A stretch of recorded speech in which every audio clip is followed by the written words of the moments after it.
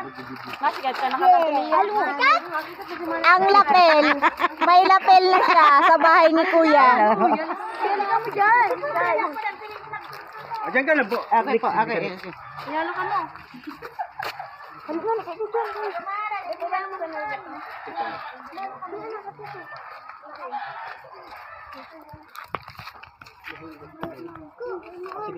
Ay, Nakalapit.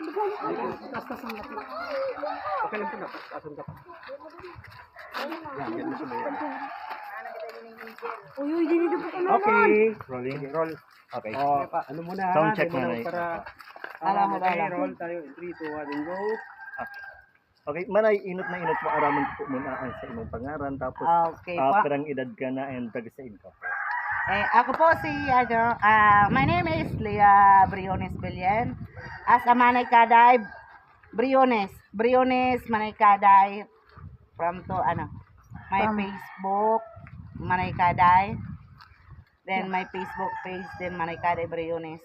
Opo. Pero ano po ang edad mo manay? 45 po, 45. And taga sa ka po. From Lagunay po ako. San Roque, Lagunay, Camarines Sur. Pero as of the moment po, sa ka po muna naka-start. Bukugan po, Bukugan. Pero ang taon ka na po sa Bukugan nag-ginapit. Nagdiyan po ako parang 2006. So, Almost 2006. 18 years ata. opo, so paano po kamo halimbawa mapasan ko po kamo sa Lagunoy, mapatinambak po kamo, mapagawa. Ano po ang mode of transportation na ginagamit? Nag-ano po kami? From Bukugan po, motorboat. Then van, pa Goa. Pag-abot po sa Goa, then Tricycle. jeep pa Lagunoy. Pero as of now po, sabi nga ni kanina, nagkagawa na po kita ni tunay po digdi. Connection po sa sa Lagunoy. So mas ini pong tulay na ini. Napagayon po sa para sa muya ng mga taga North Coastal. Dahil po ini naging madali po ang samuyang biyahe. Kumbaga dati po tigaabot po kami ng 2 hours and a half, kumbaga.